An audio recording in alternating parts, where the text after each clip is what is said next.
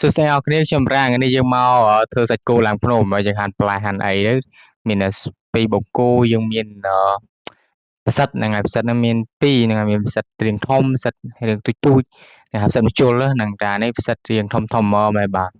តមកទៀតយើងមានខ្ទឹមបារាំងនិងខ្ទឹមបារាំងហ្នឹងល្អប្រសើរសម្រាប់ជំនួយទៅដល់សុខភាពយើងហើយយើងនឹងមានការ៉ុតនឹងឆ្ងាញ់មែនទែនយើងហាន់លក្ខណៈដូចជាឆាអញ្ចឹងអ្នកគ្នា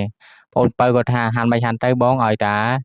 បានជាសាច់គោឡើងភ្នំបន្លែហ្នឹងអូងាយស្រួលខ្ញុំអត់ចេះខ្វល់ទេបាទហើយណាមួយប្រញាប់ធ្វើម្ហូបខ្លួនឯងដែរយ៉ាងអញ្ចឹងហ្នឹងតទៅពីហាន់ហើយយើងលាងបន្លែហ្នឹងឲ្យស្រស់ទឹកបាច់ត្រាំយូរទេយើងចាំកាលទៀតប្រញាប់ហើ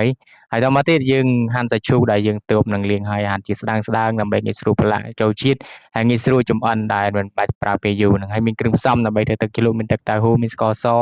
មានទឹកដោះគោឆៅទឹកដោះគោខាប់បាទតមកយើងគោះទឹកដោះគោខាប់ពឹបដើម្បីងាយស្រួលយើងចាក់ចូលធ្វើទឹកជ្រលក់របស់យើងញ៉ាំឈ្ងុយហើយទឹកតៅហ៊ូបាទហើយគេទឹមដែលយើងគេច្រាំនេះគឺយើងគេច្រាំដើម្បីទុកកូរជាមួយនឹង